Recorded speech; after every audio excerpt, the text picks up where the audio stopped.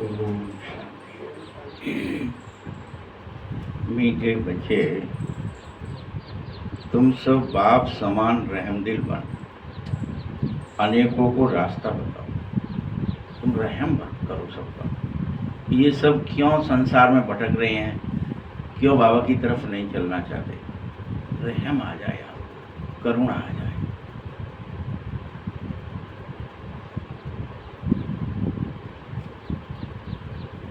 जो बच्चे दिन रात सेवा में लगे रहेंगे वही बहादुर कहलाएंगे।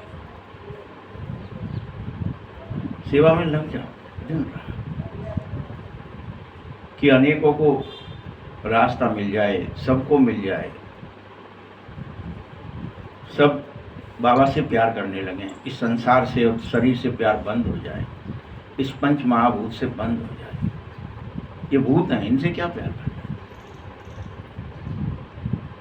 परम चेतन परमात्मा से प्यार हो जाए।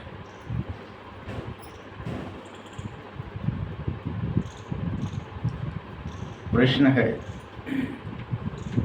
ऊंची तकदीर का मुख्य आधार किस बात पर है?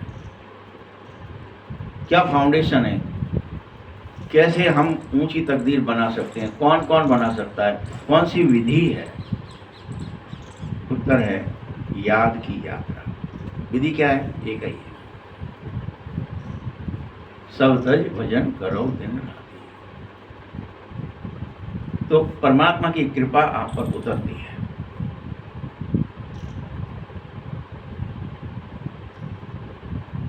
याद की यात्रा पर हो, जितना हो सके याद करते जाओ और ऊंची तकदीर बनाते जाओ।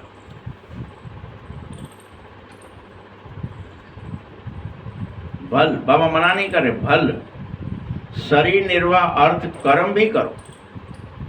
कितना करो? लेकिन जितने से शरीर का पोषण हो जाए, निर्वहन हो जाए, शरीर छूट ना जाए। पेट्रोल डालने की मना नहीं कर रहा है कि भोजन नहीं करो, उतना, लेकिन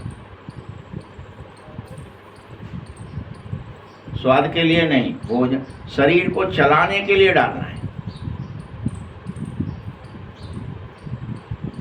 शरीर निर्वाह अर्थ कर्म करो, लेकिन बाप को और वर्ष को फिर भी याद करते रहो। कर्म करना है, देखना है, सुनना है, बोलना है, ये भी तो कर्म है ना। विचार करना, ये भी तो कर्म है। करो, मना नहीं कर रहा, लेकिन कितना करो? बाबा की याद और वर्षा याद आता है कि मुझे उस दुकान का मालिक बनना है जिसमें पवित्रता, सुख, शांति का भंडार है। वो मेरा भंडार हो जाए तो मैं उसे बेचूं, संसार की सेवा करने वाला।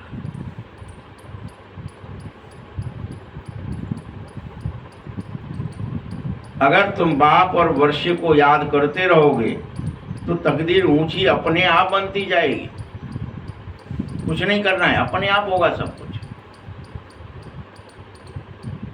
गीत है, तकदीर जगाकर आई हो। हम यहाँ काय के कब आते हैं, किसके साथ आते हैं? बाबा के पास कैसे आप आते हैं? तकदीर जगाकर। ओम शांति। बच्चे, जब पैदा होते हो तो क्या करते हो? तुम जब पैदा होते हो तो क्या होता है? साथ में कर्म अनुसार तकदीर लेकर आते हो।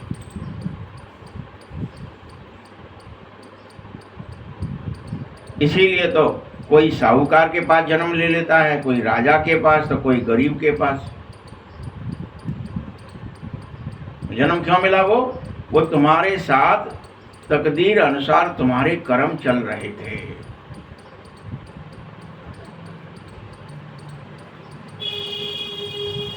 वो कर्म के अनुसार तुमने कोई काटने पीटने वाले के पास में जाओ कि दिन भर मुर्गा काटो ऐसी उसकी कोई उस घर में जन्म मिल जाए, कि दिन भर भजन करो, ऐसे घर में जन्म मिल जाए। ये तक कर्मों का खेल है। या मार मार के कोई तुमसे भजन करवा ले, या मार मार के तुमसे कोई काम करवा ले, क्या कर्म लेकर चल रहे हो उसके अनुसार तकदीर मिलेगी। कोई आपको चांस ही नहीं देंगे कि आप भगवान को याद करें। तो कोई तो कहेंगे कि भैया तू याद कर, सब भूल जा। बता रहे हैं ना आपको, बस कि मरने के बाद ही माँ आकर क्या कह रही, एक रोटी खा लेकिन भजन कर। क्या ही जरूरत है उसको मरने के बाद कहने की।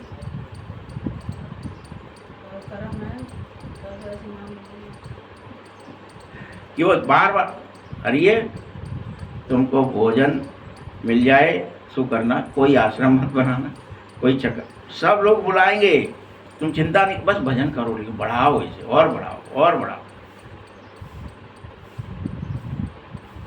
कभी नहीं कहा उन्होंने कि कुछ करो, कहीं जाओ, बेंगलोर जाना है, फैक्ट्री के लिए काम करना है, प्लान नहीं, तुम्हें यहीं भोजन मिलेगा, उतना ही करो। क्या करोगे, सब डला रह जाएगा। क्या करोगे, सब डला रह जाएगा। बटोरने की कहा ही नहीं कभी। दूसरी जगह जा रहे हैं, चलो कहीं कुछ बड़ा काम मिलेगा, अभी 1-8 लाख की जगह 2-4 लाख कमाएंगे, मना कर दिया, नहीं नहीं, कोई फायदा नहीं। तो संग थोड़ी जाएगा, संग ये भजन जाएगा। भजन करो, तुम यहीं रहो मेरे पास।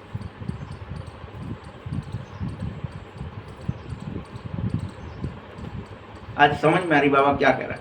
कर्मों अनुसार तकदीर से जन्म मिलता है।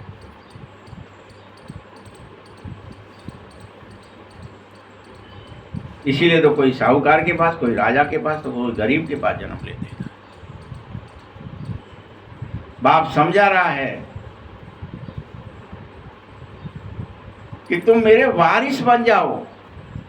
भगवान क्या चाहता है, तकदीर कैसी कर लो, तुम मेरे यहां जन्म ले लो।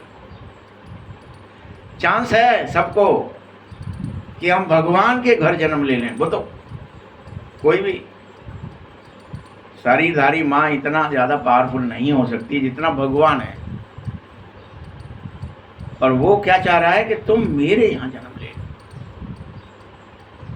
मेरी प्रॉपर्टी के मालिक बन जाओ, वर्षा ले लो, मेरे वारिस बन जाओ।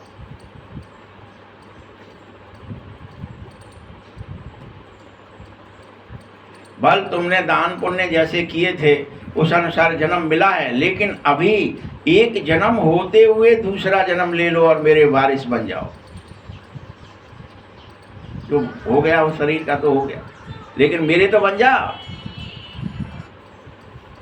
अब तुम मीठे मीठे शकीले थे बच्चों को कलब बाद यह परमिशन मिली है, कलब बाद यह चांस मिला है कि तुम अभी भगवान के वारिस बन सकते हो। नहीं तो अभी नहीं तो 5000 साल तक कोई चांस नहीं है। पूरे कलब भर कोई देवताओं के वारिस बनोगे, क्षत्रियों के वारिस बनोगे, बनियाओं के, वैश्यों के वारिस बनोगे, शूद्रों के वारिस बनोगे, लेकिन बाबा के नहीं बनोगे।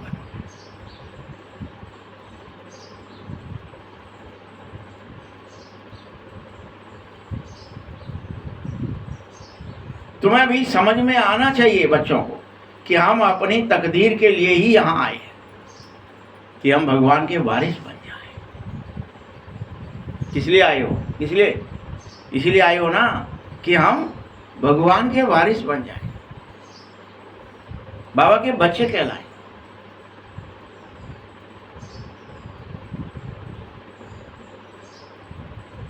बाप तुम्हें अपनी समस्त प्रॉपर्टी का वारिस वर्षा देने के लिए बनाना चाहता है, साथ साथ स्वर्ग की बादशाही तुम्हारी तकदीर में लिख देगा। तुम सही कह देगा, लिख लो, तुम मेरे वारिस बनेगा तो अभी तुम जाओ वैकुंठ में राज्य करो, नारायण बनो। जिन्होंने अच्छी तरह से जान लिया है मुझे, वह तो अवश्य मुझ बाप की याद में ही रहेंगे दिन रात, और क्या ही करना है, सब भूल जाएंगे। जब सर्वश्रेष्ठ काम भगवान की याद है तो हम उसमें टिके हैं। लेकिन कौन? जो जान लेंगे। जाने बिनु न होए प्रतीति, और बिन प्रतीत हो ही नहीं प्रीति। जानो पहले, परिचय लो, प्रीत करो, फिर भूलो मत। बिन प्रतीत हो ही नहीं प्रीति। प्रीत बिना नहीं क्या होगा? दृढ़ता नहीं आएगी। बिना प्रेम के दृढ़ता नहीं आएगी, विश्वास नहीं आएगा।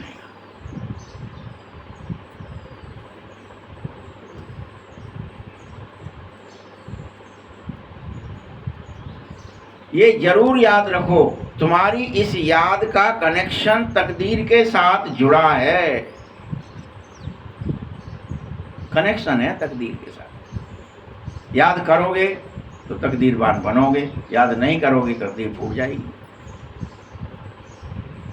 फिर भले रोते रहो, हमारी तकदीर में कुछ लिखा नहीं है बाबा, आए मर गए, ये क्या हो गया? तकदीर में कुछ नहीं है क्या प्रभु?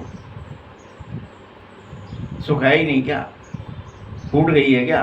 कोई कर्म कैसे, पाप कर्म कैसे हो गए हमसे? हमारी क्यों तकदीर फूट गई? जो माया के गुलाम बन गए, फूट जाए। तकदीर का, याद का कनेक्शन है तकदीर से।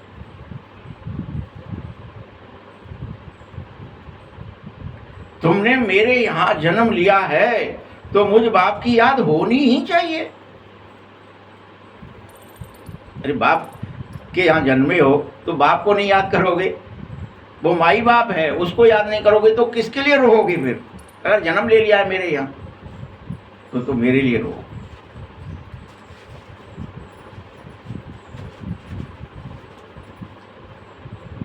याद रखना, जितना याद करेंगे उतनी तकदीर ऊंची होती ही जाएगी। कितनी सहज बात है ये, बस याद करो, तकदीर ऊंची कर लो।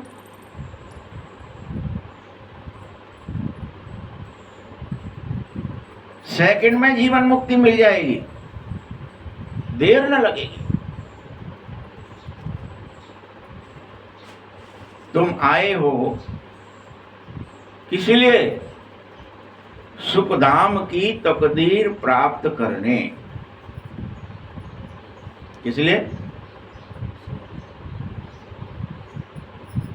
ऐसे ही नहीं कि बाबा के बच्चे बन गए बस बहुत है।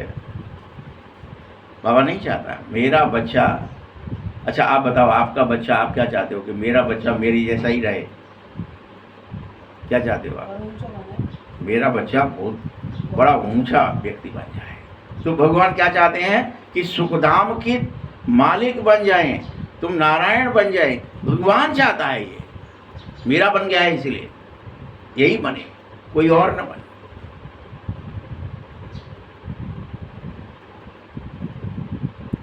अभी तो तुम में से हर एक पुरुषार्थ ही कर रहा है। हर एक अपने को देखो कि मैं कैसा पुरुषार्थ कर पा रहा हूं, क्या मुझे बाबा से प्रेम है? चेक करो। क्या मम्मा बाबा की तरह मैं सेवा कर पा रहा हूं? कोई वो भी तो होना चाहिए कि हम भाई किसके जैसा बनना है। तो पहले जो करके गए हैं, जैसे पहले क्लास में कौन पास हो गया था, फिर हम पढ़ाई पढ़ने जा रहे हैं तब भी तो वो क्लास है, तो वहाँ हम पहुँचेंगे तो हमारा भी कैसा नाम हो वैसा हो, मम्मा बाबा की तरह। वो अपने टाइम में क्लास में आए, हमारा अपने क्लास है। अच्छा स्कूल में कोई पहले एक बार टॉप कर गया तो क्या वही टॉपर बना रहता है क्या? हर साल करना पड़ेगा टॉप? वो तो हर साल का अलग रिकॉर्ड है।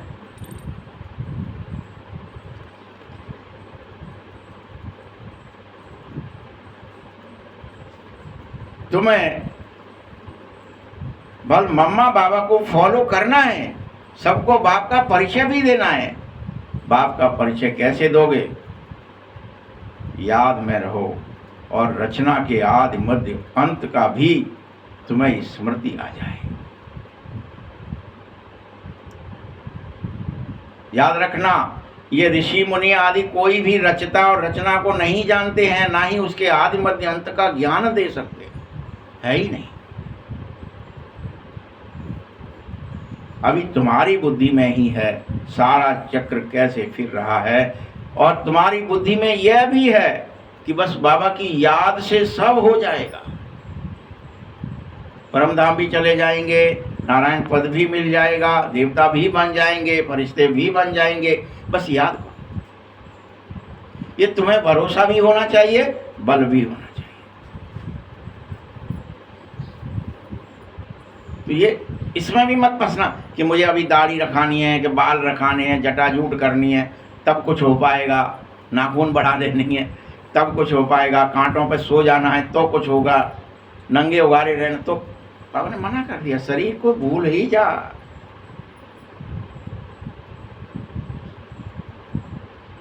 कोई क्रिया में मत फंस शरीर की।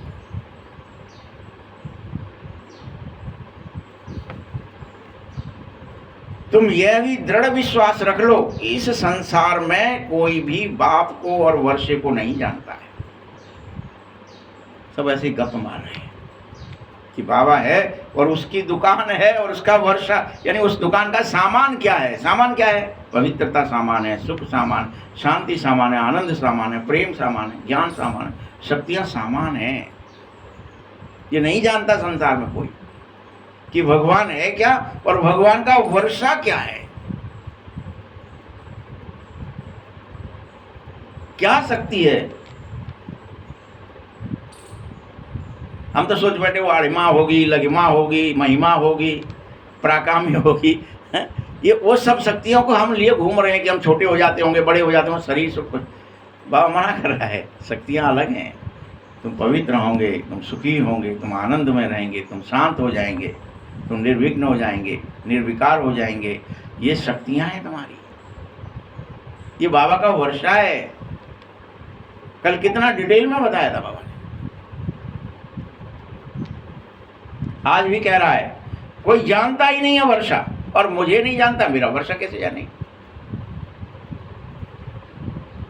कि वो निराकार है तो उसका वर्षा निराकार ही होगा।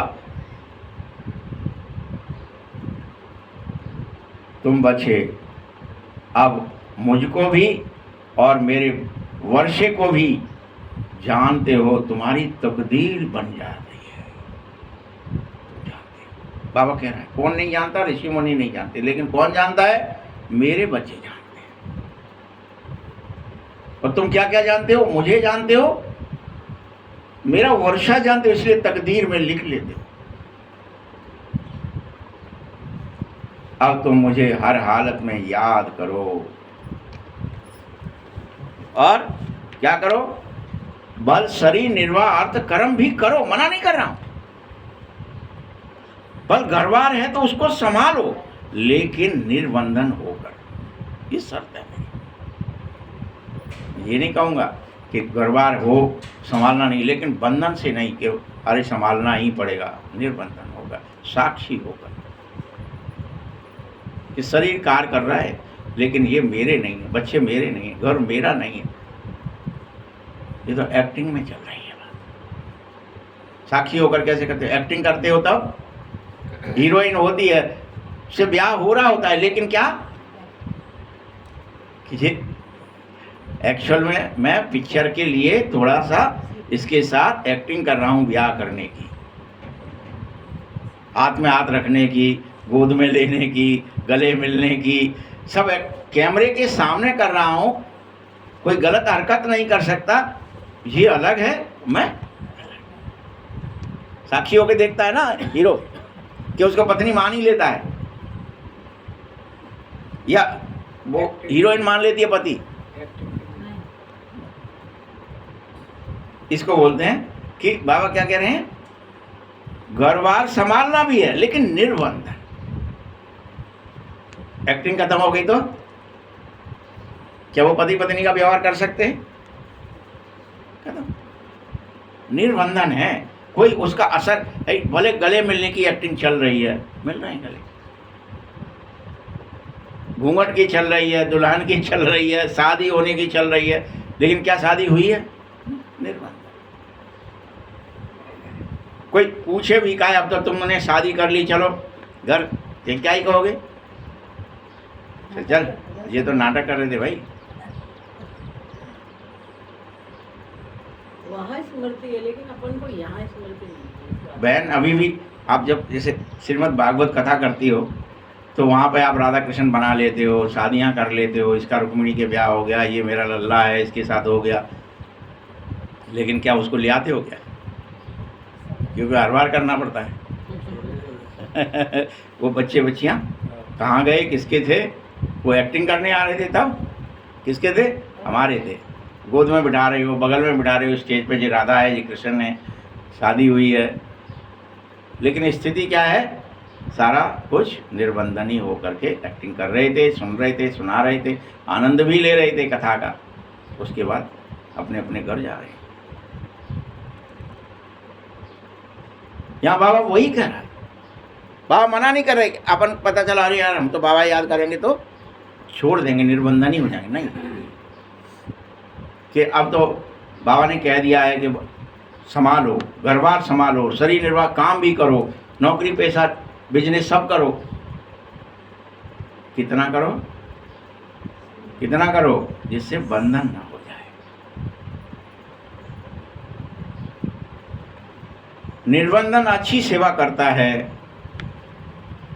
देखो बाल बच्चे अगर कोई को है नहीं, मान लीजिए किसी कारण से नहीं हुआ, तब तो उसको सेवा करने का बहुत ही अच्छा चांस है।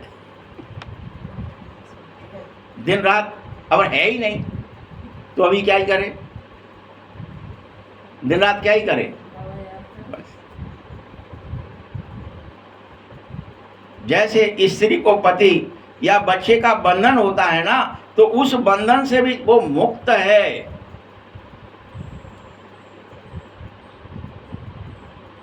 अगर बच्चा नहीं है तो तुम बंधन मुक्त हो उस चीज से।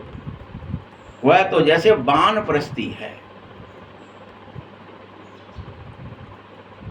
ये भी नहीं कह रहे बाबा, जैसे भक्ति में आपको डराया जा रहा था, वैसे डरा नहीं रहा है कि भैया मोड़ी मोड़ा नहीं होंगे तो तुम मुक्त नहीं होंगे, मोड़ी मोड़ा नहीं होंगे तो मोड़ी मोड़ा तो करो, नहीं तो को पानी देवे जाओ, को त्याग कंडा उठा को तुम्हें जलागो।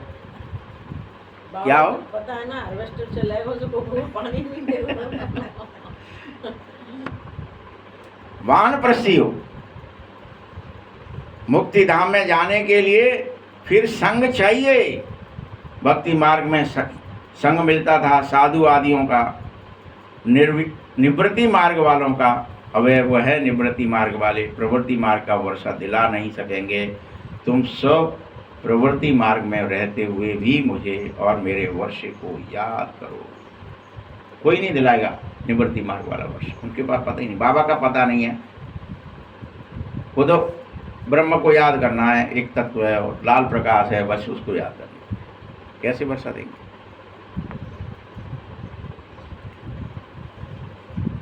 यह सब वर्षा तुम ही दे सकते हो और दिला सकते हो।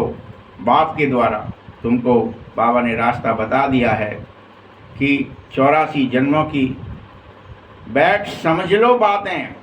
भारतवासी ही 84 जन्म लेते हैं। एक बात नहीं है, सूर्यवंशी सो चंद्रवंशी सो फिर वैश्यवंशी ... तुम्हें ही उन घरानों में जाना पड़ेगा।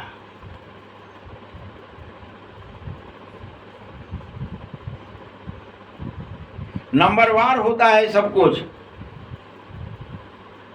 याद रखो, हर कल्प भारत का पहला प्रिंस कृष्ण बनता है। ये हर कल्प होता है, ये कोई नया बात नहीं है। कैसे फिर से वोटिंग सिस्टम से राजा सिस्टम आ जाएगा, कैसे वो पूरे दुनिया का प्रिंस बनेगा, फिर दुनिया का नारायण बनकर शादी होने के बाद शासक बनेगा। ये हर कल्प होता है। भले नहीं है अभी सिस्टम पूरे दुनिया में राजा का, लेकिन होगा, वो भारत में होगा। उस कृष्ण को फिर झूले पर झुलाते, दूसरे नंबर को झुलाते ही नहीं है, क्योंकि जब तुम दूसरे नंबर में जाते, चंद्रवंश में जाते, तो फिर कला कम हो जाती है। इसलिए राम को कोई झूले पर नहीं झुलाता है, कृष्ण को ही झुलाते हैं।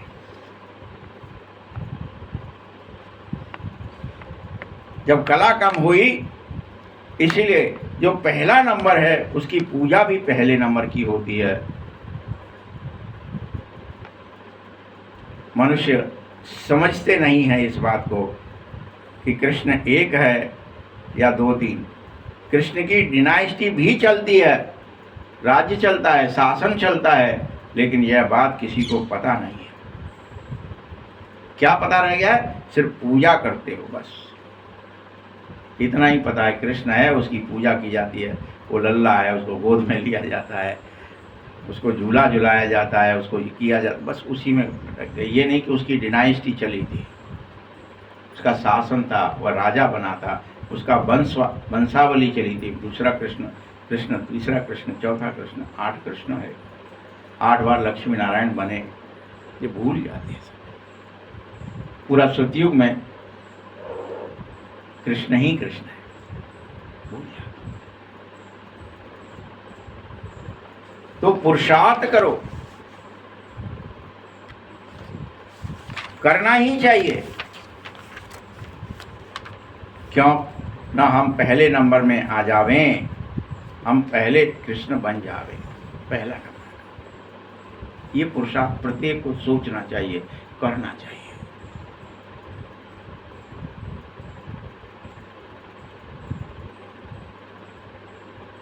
तुम मम्मा बाबा को फॉलो करें या मम्मा बाबा जैसे बने, उनकी राजधानी में चलें। जो अच्छी सेवा करेगा, जो बहुत अच्छी तरह से बाबा को पहचानेगा, बाबा की याद करेगा, बाबा का वर्षा लेगा, वो अवश्य महाराजा के घर जाकर, नारायण के घर जाकर जन्म लेगा। कोई नहीं रोक सकता। वो विश्व महाराजा के घर जन्मेगा ही जन्मेगा।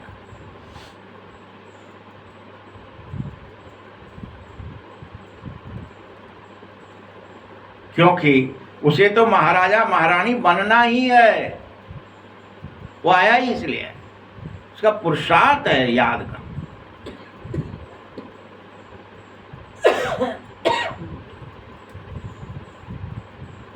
उस समय कोई राजा रानी का टाइटल नहीं होता है, वह तो बाद में शुरू होगा। जब द्वापर होगा, जब पतित बनेंगे, तो उसमें भेद दृष्टि हो जाएगी। द्वापर से पहले तो विश्व महाराजा होता है, बस कोई महाराजा राजा का शब्द नहीं होता है, राजा रानी नहीं होते। लेकिन द्वापर युग से जब पतित बन जाते हो, तो फिर प्रॉपर्टी के हिसाब से तुम्हारी डेजिग्नेशन बनती, तुम्हारा पद मिलता है।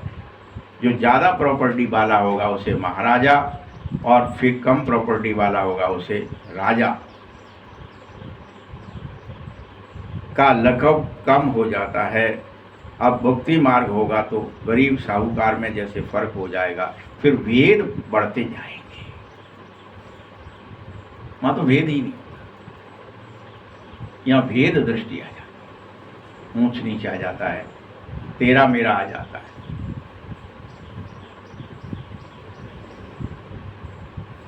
तुम बच्चे ही शिव बाबा को याद करना है, मुझसे मेरा वर्षा लेना है। सत्संगों में मनुष्य बैठ कथा बल सुनते थे। मनुष्य को मनुष्य कुछ सिखा नहीं सकता, जो ज्ञान देकर सदगति नहीं की जा सकती है। यह ज्ञान बाबा का ही है, बाबा ही देते हैं, सदगति बताते हैं। वेद शास्त्र सब भक्ति के हैं, उनसे कुछ नहीं होगा।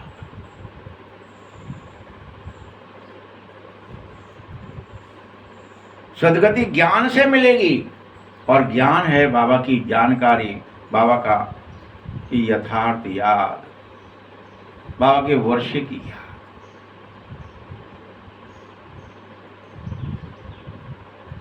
पुनर्जन्म को भी मानो, लेकिन किस तरह से? पुनर्जन्म को मानने के लिए मना नहीं कर रहा है बाबा। किस तरह से? बीच में कोई वापस नहीं जा सकता। वापस कब जाएंगे? पूरे कल्प में एक बार गेट खुलेगा, मच्छर सदृश वापस प्रवेश करेंगे, गेट बंद हो जाएगा। लेकिन बीच में कोई वापस, इसीलिए पुनर्जन्म पुनर्जन्म होते रहेंगे।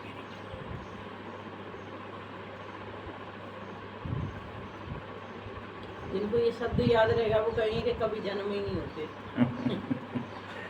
अंत में बाप आकर सभी को ले जाता है, हर कल्प ऐसा होता है। पुनर्जन्म लेते रहे, पुनर्जन्म पूरे हो गए, बाप आ गए, गेट खोला, ले गए, चलो परम धाम। इतनी सब आत्माएं वापस परम धाम में जाकर ठहरेंगी। याद रखना, वहां पर सभी धर्म वालों के सेक्शंस होते हैं। ये यहाँ बैठेगा, ये यहाँ बैठेगा, ये यहाँ बैठेगा, कुर्सियां होती हैं उनकी, सेक्शंस होते हैं। ये इस धर्म वाला, ये यहाँ बैठेगा, इतनी आत्माएं यहाँ, ये इस धर्म की, ये इस धर्म हाँ, की, ये। संसद में जैसे बैठते हैं, बस प्रधानमंत्री फिक्स से कहाँ बैठेगा। सभी धर्म वालों का सेक्शन अलग अलग है, कोई के लिए ना कम है ना ज्यादा, सबकी सीट है और सबके लिए वहाँ अपना रिजर्वेशन है, फिक्स, यहाँ पर आकर के बैठना है।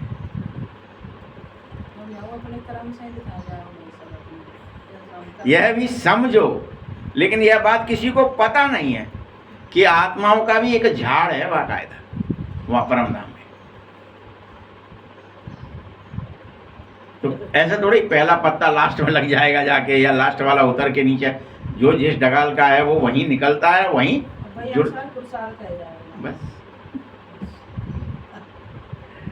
कौन सी डगाल में कौन से पत्ते हैं, कहाँ से निकले हैं, अपन सब पत्ते ही हैं मां।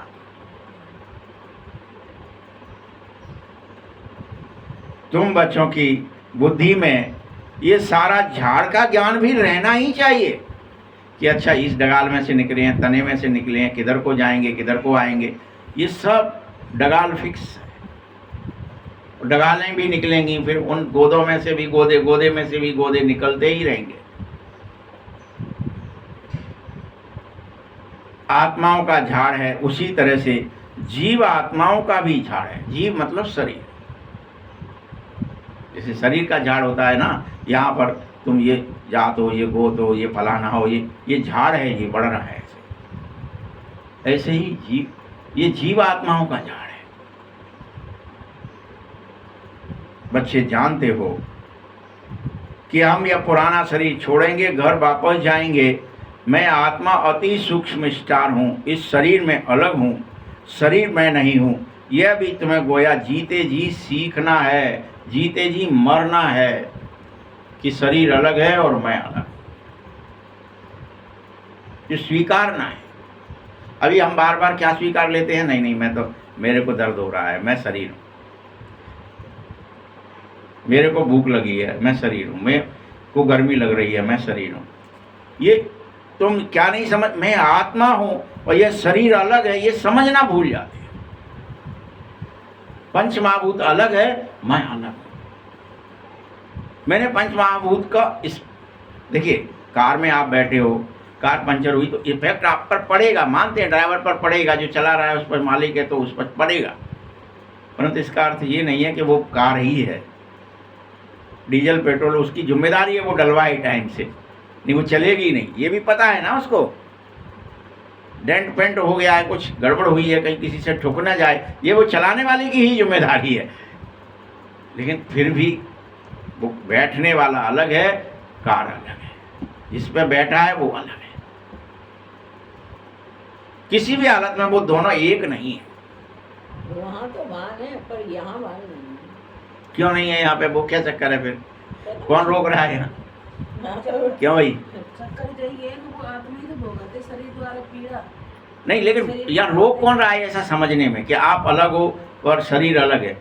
रोक कौन नहीं रहा होगा, तो कीड़ा होते तो अपने आप ही अटैच दो चीजें आ जाती शरीर है, कीड़ा तो आत्मा को लेकिन नहीं भी समझो तो मतलब आप पीड़ा होती है तब समझ लो, चलो, लेकिन हमेशा ही समझते रहते, वो क्या है, वो गड़बड़ है ना। दोनों अलग अलग हैं, ये समझना तो चाहिए कि मैं बैठा हूँ गाड़ी में, मैं गाड़ी नहीं हूँ, ये कहाँ समझते हो आप? भाई पीड़ा हो गई ठीक है, तब आपको याद नहीं रहा थोड़ी देर के लिए, लेकिन हमेशा ही याद नहीं रहता, ये तो गलत है ना। तरीके में मत ये समझना गोया जीते जी मरना कहलाएगा। जिस दिन तुम ये समझ जाएंगे कि शरीर अलग है और मैं अलग हूं, तो जीते जी मर जाएंगे। आप मोए तो मर गई दुनिया। फिर उस दिन से मित्र संबंधी आदि सब कुछ भूल जाओगे, किसी से मोह नहीं रहेगा, क्योंकि आप अलग हैं, शरीर अलग है। ये इस शरीर के रिश्तेदार लगते हैं, मेरे नहीं। तब आपको स्पष्ट समझ में आएगा। ये शरीर को कह रहे हैं, जो भी शब्द यूज करें, चाचा, माँ, माता, फूफा, बुआ, अम्मा, कक्का, मम्मी, पापा, जो भी कह रहे हो, भाई बहन, वो उस शरीर को कह रहे हैं ये शरीर अलग है, मैं अलग हूं। तो आपको वो डिटैच हो, सब कुछ भूल जाएंगे, मित्र संबंधी आदि सब भूल जाओ। फिर नहीं कहेगा ये मेरा मित्र है, संबंध, रिश्तेदार है, समधी है, नहीं कहोगे।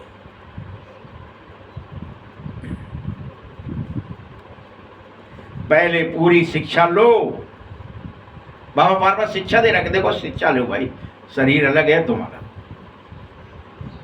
शरीर की रिश्तेदारियां अलग हैं, तुम्हारी कोई रिश्तेदारी नहीं है, तुम्हारी तो मेरे साथ ही है बस, या आत्माओं के साथ है, आत्म रूप में है, भाई भाई की दृष्टि है।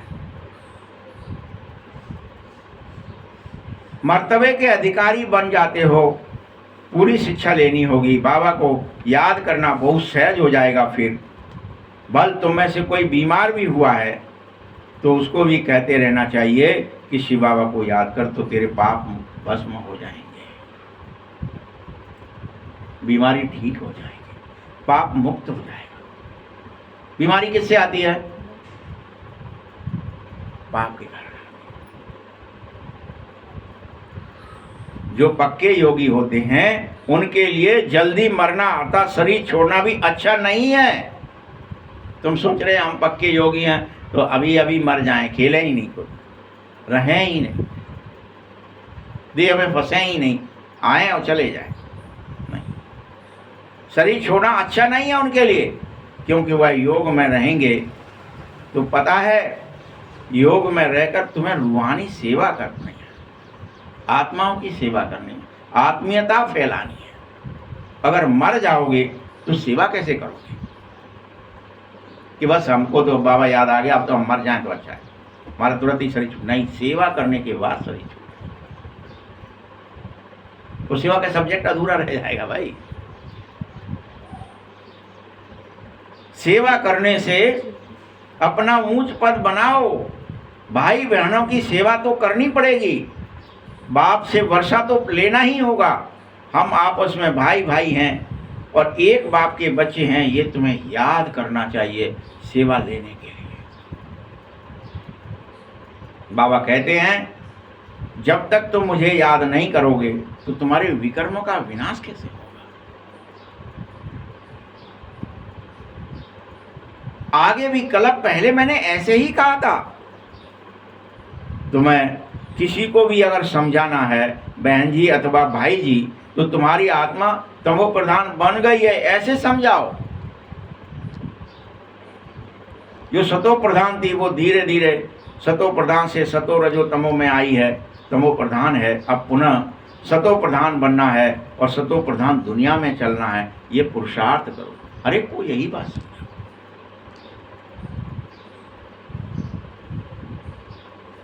आत्मा को सतो प्रधान बनना है और उसका एकमात्र तरीका है याद की यात्रा। किससे बनेगी? किसकी याद? बाबा की याद। क्या याद? बाबा का वर्षा याद। बाबा याद रहे और उसका वर्षा याद रहे कि उसके पास पवित्रता का सागर है, वो सुख का सागर है, वो शांति का सागर है, वो याद रहे।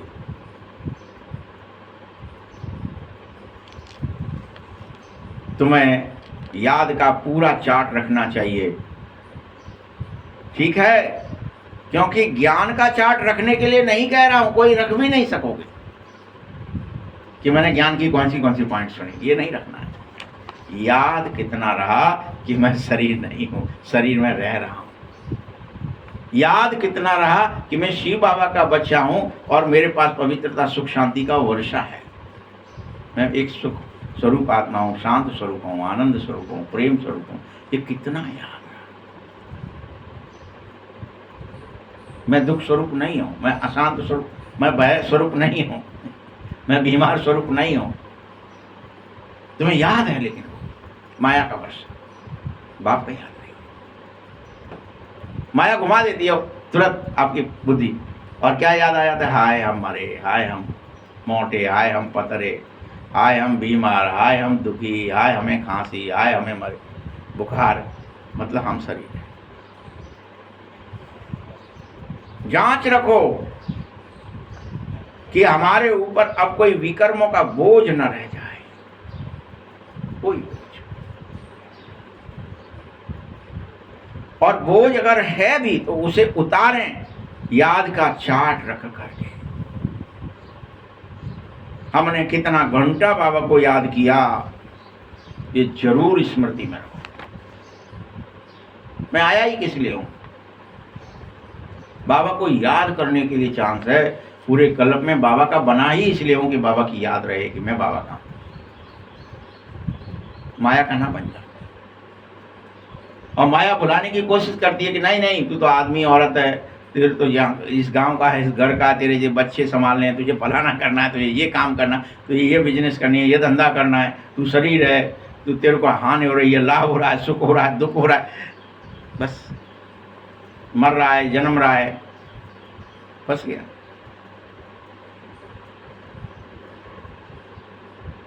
कितना घंटा याद किया। अगर तुझे आत्मा याद है, बाबा याद है और उसमें बोरियत लग रही है तो मूल वतन भी याद कर। कितनी देर तक बाबा याद रखूं, कितनी देर अपने को याद रखूं? घर को याद कर, मूल वतन याद कर। कुछ तो तीनों में से याद रख।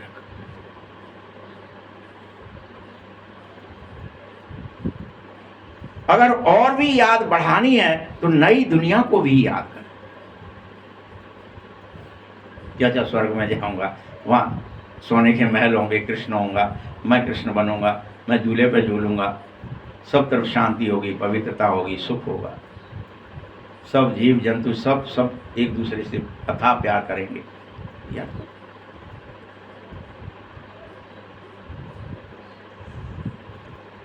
बच्चे, इस संसार में उथल पुथल होनी ही है, बम शादी गिरने ही हैं, जो बनाए ही इसलिए कहे।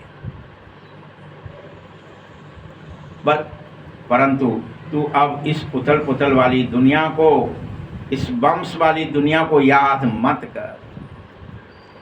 इससे अपना बेड़ा हटा ले। स्मृति का जो जहाज तेरा इसमें लटक गया है, अटक गया है, इसे हटा ले।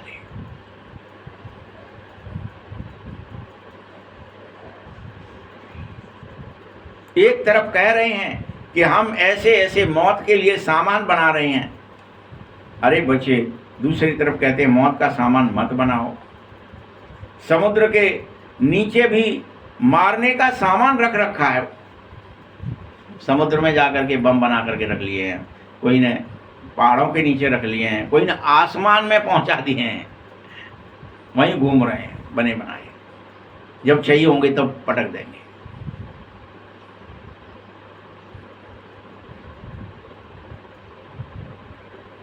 जो समुद्र के नीचे बम रखे हैं वो क्या सोचते हैं कि मैं समुद्र से नीचे से बाहर आऊं, ऊपर बम छोड़ूं, फिर वापस समुद्र में चला जाऊं। ऐसी ऐसी विचित्र चीजें बनाई जा रही हैं। ये अपने ही विनाश के लिए सब कर रहे हैं, लेकिन फिर भी किसी को समझ में नहीं आ रहा कि मौत सामने खड़ी है।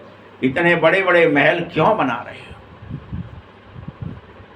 इतने मंजिल, उतने मंजिल, उतने मंजिल क्यों बना रहे जब मौत सामने खड़ी है? दिख ही नहीं रही क्या? बिल्कुल आंधळे हो गए हो। तुम जानो ये सब मिट्टी में मिल जाएगा, किसी की दबी रहेगी धूल में, क्योंकि लड़ाई जरूर होगी, कोई रोक न सकेगा।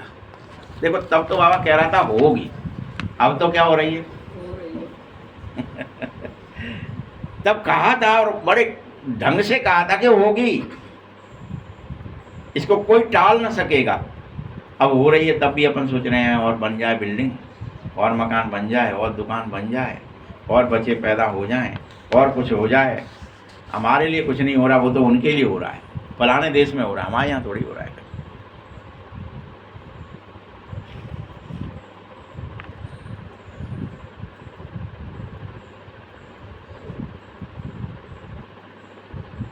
तुम्हें पता नहीं है अभी कि सबकी पॉकेट खाली हो जाएगी, कोई कितना ही पैसे चोर भी घुस पड़ेंगे अनेकों तरह के, चारों तरफ लड़ाइयां लगेंगी और बेहद खर्चा करेंगे उसके लिए।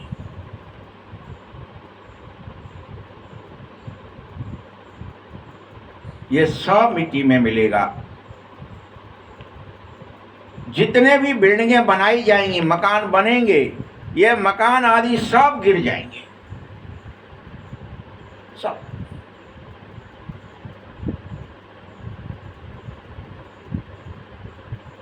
इसलिए आदेश आ गया बहन जी के पास, तो झोंपड़ी में रहो, मकान में नहीं गए। हमारे पास तो मकान है बढ़िया, हम ना रह रहे, नहीं झोंपड़ी में रहो, मकान में नहीं।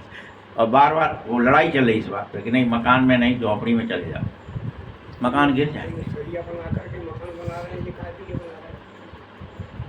गिराने के लिए बना रहे हैं तो ये गिरेंगे नहीं, तो ये गिरने के लिए तो बन रहे हैं।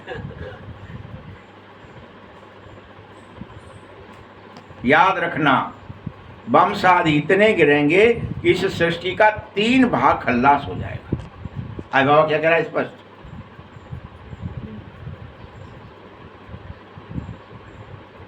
चार भाग हैं तो 3 भाग खल्लास हो जाएगा, 1 भाग बचेगा। जो 1 भाग में भारत का भी कुछ हिस्सा होगा, बाकी तो सब बाद में आए हुए हैं। अभी भारत खंड अविनाशी खंड है, यह भाग बच जाता है।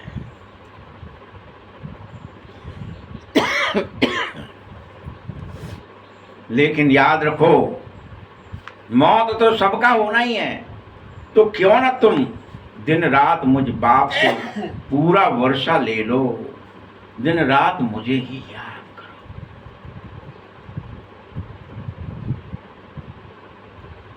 क्यों ना बाबा एक सलाह दे रहा, भाई तुम्हारी मर्जी है, फिर भी तुम्हें नहीं समझ में आ रहा तो जबरदस्ती नहीं कर रहा।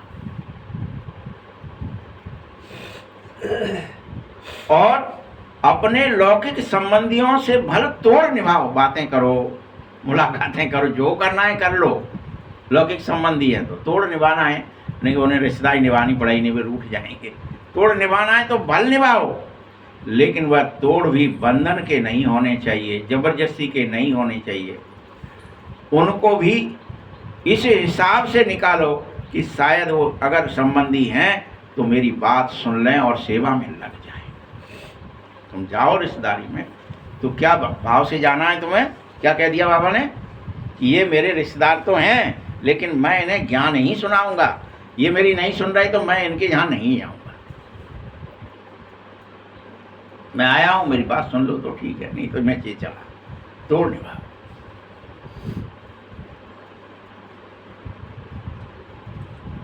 अगर तुम पूरी तरह स्वतंत्र हो, तुम्हारे पास कोई लौकिक संबंधी नहीं है, तो तुम भला बहुत ही अच्छी सेवा करो। है ही नहीं आगे पीछे कोई, करो सेवा करो, और अच्छा है। बाबा उसको बुरा नहीं मान रहा है, अपन कहते बंडा है नहीं कह रहा है, कह रहा बहुत ही अच्छा है, ये बंडा है, नशा है, जो भी है कहते ही बाबा खाली बढ़िया है। बाबा कह रहे सबसे अच्छा है, स्वतंत्र है तो बहुत ही भला है। तुम तो औरों का, अनेकों का भला कर सकते।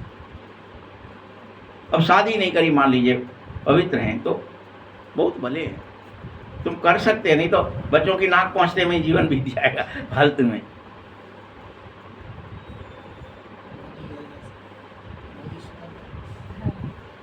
मीठे बच्चों, अगर तुम कहीं बाहर भी जाएं तो अपने मित्र संबंधियों पर भी रहम करो, दया करो, उन पर रहम करो कि भैया बाबा को याद कर लो, अंत समय चल रहा है, कहाँ गप्पों में लगे हो, कहाँ देह दुनिया में फंसे हो।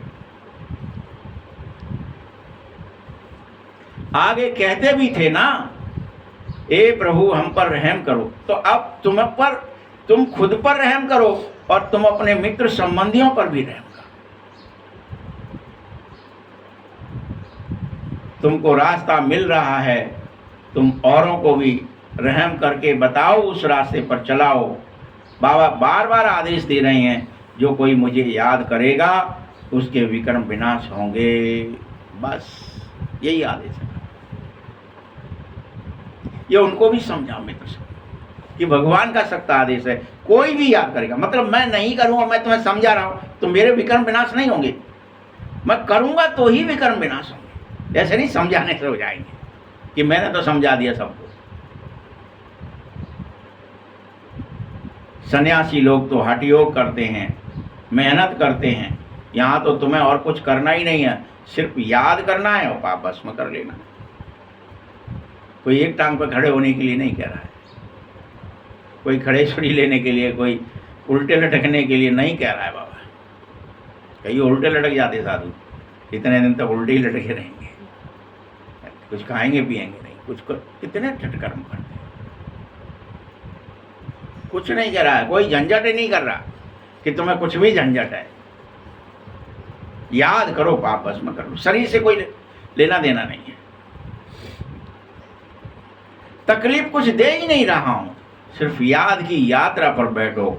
उठते बैठते कर्मेंद्रियों से बल कर्म भी कर लो, लेकिन बुद्धि सदैव मुझ बाप से लगाए रखो। बुद्धि हो, कनेक्शन, तार जोड़ा रहे स्मृति का। सुत्त बोलते ना उसको, सुत्ते आ रही है, श्रुति स्मृति। सुत्त किसकी आए? सिर्फ बाबा की आए। वो सुत्त आ रहे मोड़ा की, मोड़ी की, बहन भैया की, वो गड़बड़ है। सुत्त बाबा की आए बस।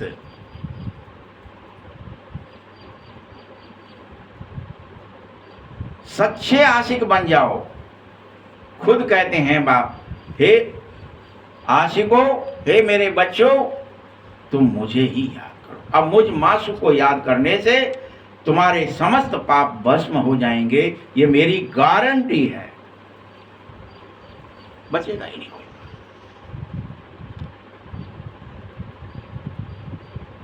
कोई। कोई बात शास्त्रों में भी लिखी है, भगवान द्वारा गीता सुनाने से तुम जीवन मुक्ति को पाते हो, परंतु ये बात समझते नहीं मनुष्य।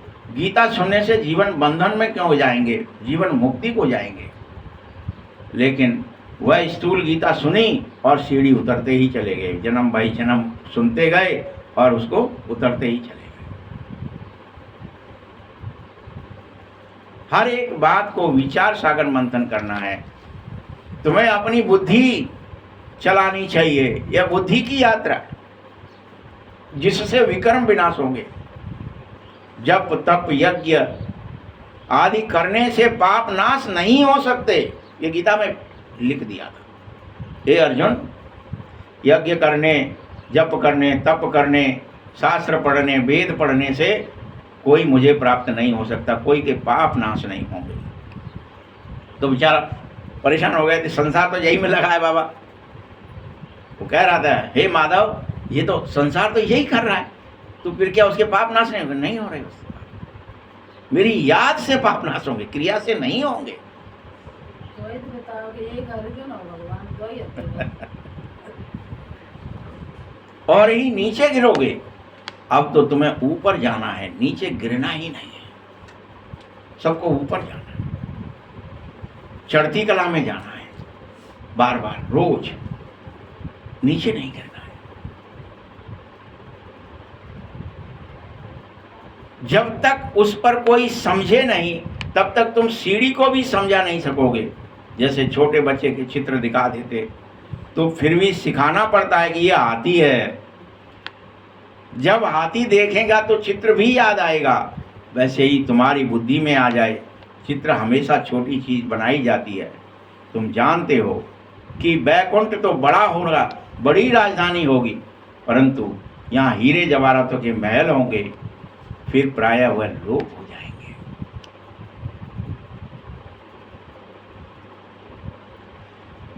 यहाँ की वो हीरे जवाहरातों के महल सब चीजें गायब भी होंगी। अगर गायब ना हो तो यह भारत गरीब कैसे बनेगा? ये तो ड्रामा है। और ड्रामे में हर क्लब साहूकार से गरीब और गरीब से साहूकार बनना यह खेल का हिस्सा है। हार और जीत, सुख और दुख, ये खेल का हिस्सा है। ये ड्रामा बना ही ऐसे है, इसीलिए सीढ़ी पर जरूर समझाओ कि सीढ़ी चढ़ी जाती है याद की यात्रा से और उतरी जाती है जन्म बाई जन्म, जन्म बाई जन्म लेने से, पुनर्जन्म लेने से। नए नए आए तो उनको समझाना ठीक रहता है, प्रैक्टिस होगी तो मुख खुल जाएगा। कई सेंटर्स पर तो बहुत बच्चे अशांति भी फैला रहे हैं, ये ठीक नहीं है। उनका बुद्धियोग बाहर भटक रहा है तो और नुकसान कर रहे हैं, वो बाहर का वायुमंडल खराब कर रहे हैं। उन्हें रोको, मना कर दो भैया, ऐसा नहीं, जरमुई जगमुई बातें यहां मत करो।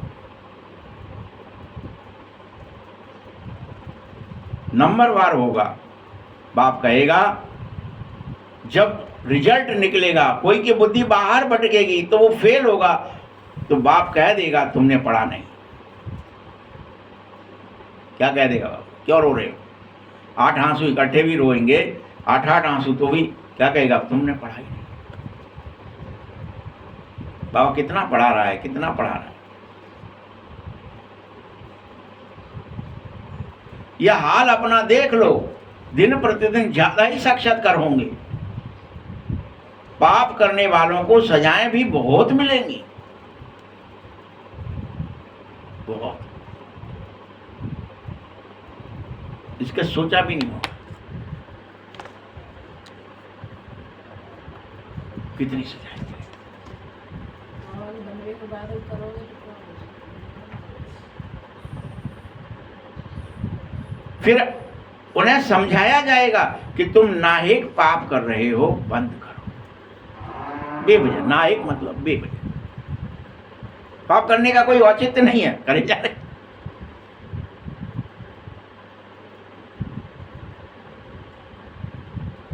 बाबा को सुनाकर प्रायश्चित करने से कुछ कम हो सकता है।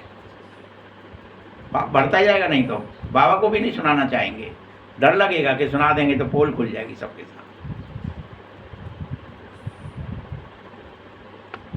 ऐसा होता ही रहता है, अनेकों की पाप वृद्धि होती है, खुद ही महसूस करेगा परंतु फिर भी कहेगा नहीं, क्योंकि हमारी आदत मिटती नहीं है, बस इतना ही कह लेगा अंदर अंदर। कई तो ऐसे होंगे फिर सोचेंगे इससे तो अच्छा है घर ही रहेंगे, मुरली सुनने ही नहीं आएंगे। मिट ही नहीं रही पाप की आदत। कोई तो अच्छी सेवा भी करेंगे, तो कोई डिस सर्विस भी करेंगे, हर तरह के बच्चे। हमारी सेना में कौन कौन बहादुर है यह बाबा बैठ नाम बता सकता है, लेकिन बताएगा नहीं।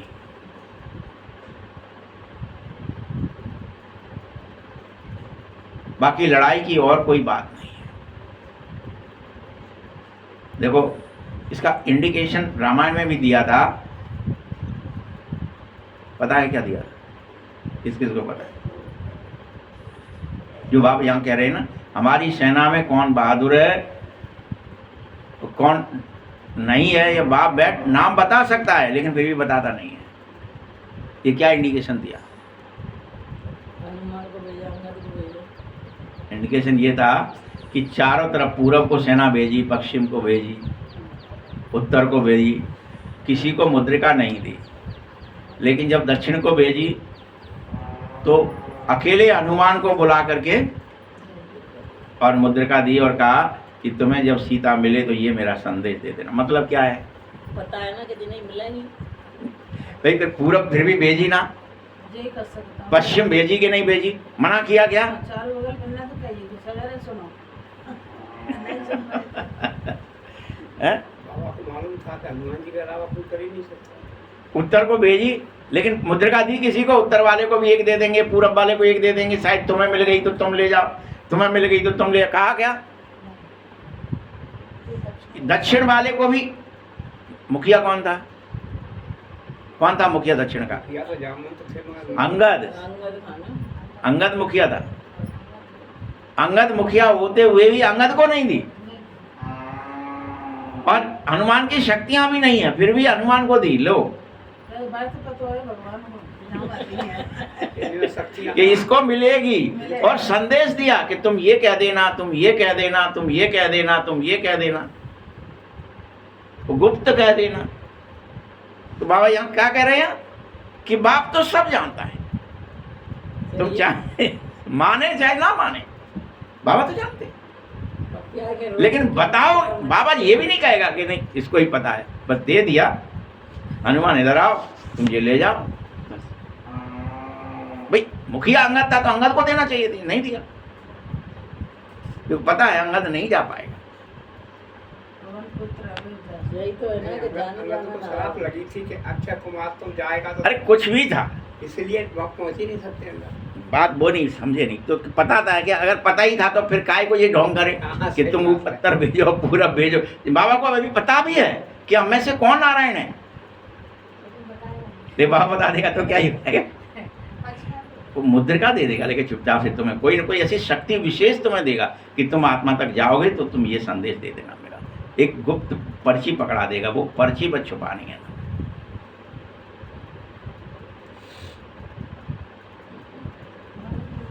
सही है।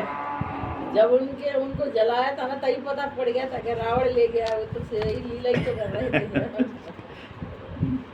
तो यहाँ भी बाबा कहता है कौन कौन बहादुर है, ये बाबा बैठ बता सकता है नाम, मैं बताएंगे।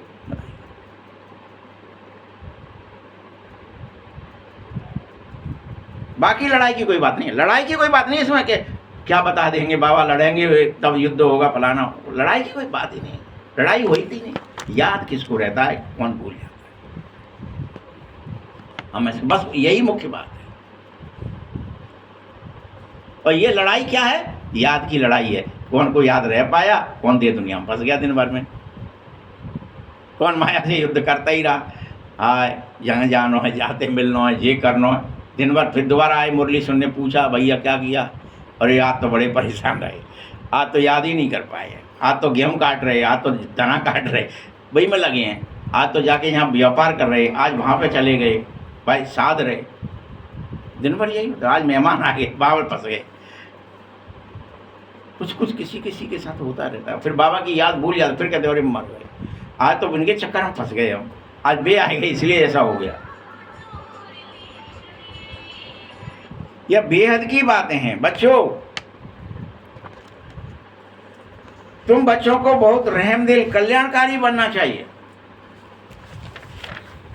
अंधों की लाठी बनो, सबको रास्ता दिखाओ, बाबा को याद करो तो विकर्म विनाश होंगे, पाप आत्मा पुण्य आत्मा कहते हो ना, ऐसे ही थोड़े ही के अंदर भगवान बैठा है, अंदर कोई के भगवान नहीं बैठे है। अपन मान बैठे ना, अरे परमात्मा तो अंदर ही बैठो है, परमात्मा तो अंदर ही बैठो है, ये गलत कहते हैं सब। बाबा अंदर बैठा रहेगा और तुम पाप कर लेंगे, हैं? अंदर कहाँ से बढ़ लिया? कोई कहते हैं आत्मा ही परमात्मा बन जाएगा, ये सब गलत बातें हैं। मुझ परमात्मा पर कोई पाप नहीं लगता जो मुझे अंदर बैठना पड़े, मैं अंदर बैठ जाऊं तो मेरे पे पाप लग जाए। ये ड्रामा में पार्ट ही नहीं है मेरा, मनुष्य ही पाप आत्मा पुण्य आत्मा बन रहा है और मेरा नाम ले रहा है कि भगवान अंदर बैठा है, भगवान अंदर बैठा है। ये झूठ है।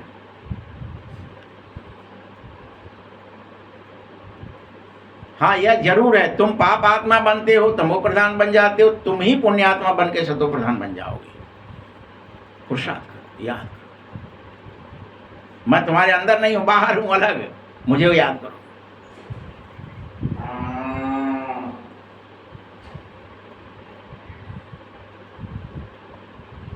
मेरी मत पर चलो। बाप ब्रह्मा तन में प्रवेश कर सतो प्रधान बनाने की मत दे रहा है, तुम्हें विशाल बुद्धि बना रहा है। तुम जानो राजधानी कैसे स्थापित होगी, बाप ब्रह्मा तन में आता है, ब्रह्मा मुख वंशावली तुम्हें राजयोग सिखाता है देवी देवता बनाने के लिए कि तुम पुण्यात्मा बन जाएं। याद करें मुझे।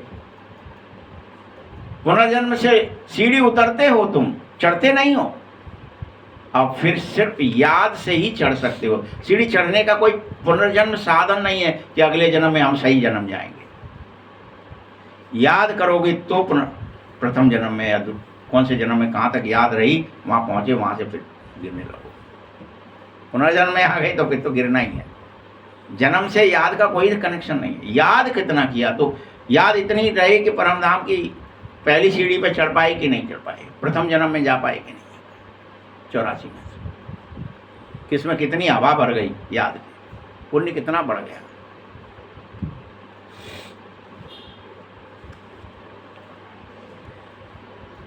अब सब रिपीट करो। बाप ब्रह्मा द्वारा स्थापना फिर से कर रहा है। योग बल से तुम 5 विकारों को जीत लो और जगत जीत बन जाओ। बाकी लड़ाई की कोई बात नहीं होगी कि तुम्हें लड़ना है नहीं। अच्छा मीठे मीठे खिलते बच्चों प्रति माता पिता बाप दादा का याद प्यार और गुड मॉर्निंग। रूहानी बाप की, रूहानी बच्चों को नमस्ते। रूहानी बच्चों की भी बाप दादा को बहुत बहुत याद प्यार और नमस्ते। धारणा के लिए मुख्य सार है बंधन मुक्त बन, बाप की सेवा में जरूर लग जाओ। जितना हो सके बंधन मुक्त हो जाओ। चाहे बंधन में रहते हुए भी आप डिटेल्स समझो कि ये सब तो मुझे काम करने हैं एक्टिंग के लिए। मैं किसी का माई बाप भाई बहन नहीं हूँ, मैं तो एक्टिंग कर रहा हूँ इनके साथ। तो संबंध तोड़ निभाने के लिए करो, तभी ऊंच तकदीर बनेगी। रहम दिल बनकर सबको रास्ता बताओ, अंधों की लाठी बनो। दूसरा पॉइंट है इस शरीर से ममत्व ही निकाल दो और जीते जी मरा हुआ समझो। शरीर भी मैं नहीं हूँ, शरीर में रह रहा हूँ, मेरा कोई इससे लगाव नहीं हो शरीर से। ये मोटा हो रहा है, पतला हो रहा है, क्या हो रहा है, कैसा हो रहा है, होने दो। इससे ममत्व निकाल दो, क्योंकि मुझे घर वापस जाना है। बीमारी में भी अगर बीमारी आ गई है कोई तो भी एक बाप की याद में रहो, जिससे तुम्हारे पाप भस्म हो जाएं, विक्रम भस्म हो जाए। दूसरा तरीका नहीं, दवाई गोली तरीका नहीं। वरदान है कल्याण की भावना द्वारा हर आत्मा के संस्कारों को परिवर्तन करने वाले निश्चय बुद्धि भव। कल्याण की भावना द्वारा, जैसे बाबा 100% निश्चय बुद्धि है। कोई कितना भी डगमग करने की कोशिश करे लेकिन हो नहीं सकता है, वैसे ही तुम सब बच्चे देवी परिवार हो। ये डगमग मत हो इससे। हम तो देवता थे, देवता हैं, देवता रहेंगे।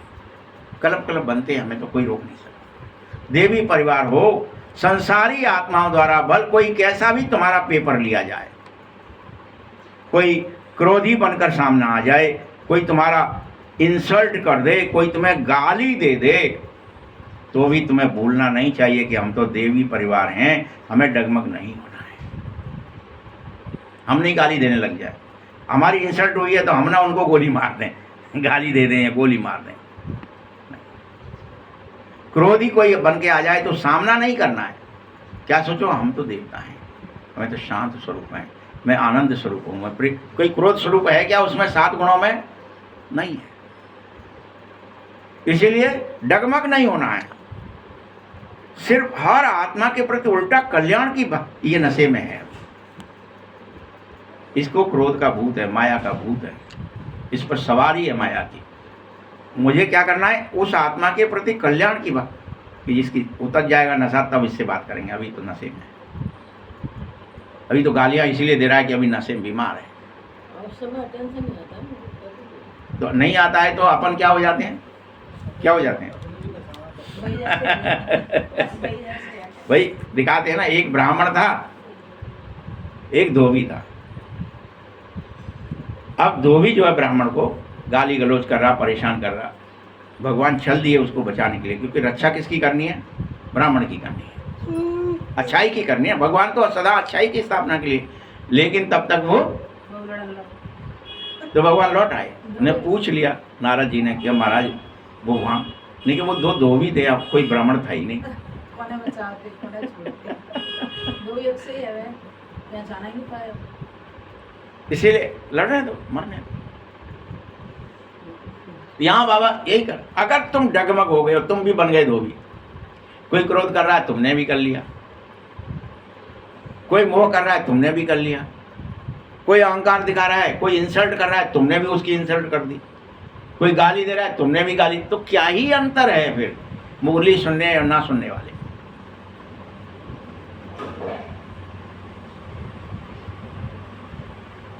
लेकिन सोच क्या बैठते हैं कि मुरली तो भाई ऊपर आश्रम में बैठे हैं ते सुन रहे हैं, घर में बैठे थे तो सुनी ना। अरे सुन तो वो भी रहे हैं भाई। मुरली तो सबके नाम है ना। सर्व के प्रति कल्याण की भावना हो, भावना उनके संस्कारों को परिवर्तन करेगी। सिर्फ अधीर मत हो जाओ, समय प्रमाण फल अवश्य मिलेगा। तुम ये मत सोचो कि इसने हमारी इंसल्ट करी, बात तो कुछ मिलो ही नहीं है।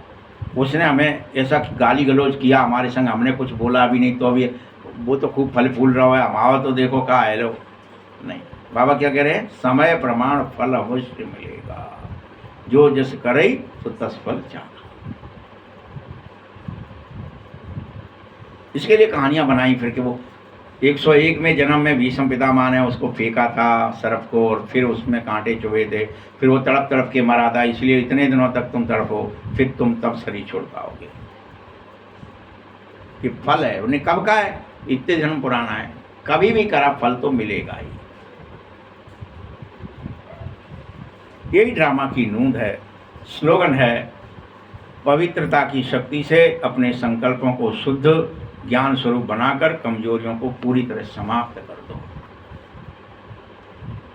अव्यक्त इशारे हैं, वाचा में सत्यता मधुरता है तो वाणी भी मार्क्स जमा करने का काम करेगी।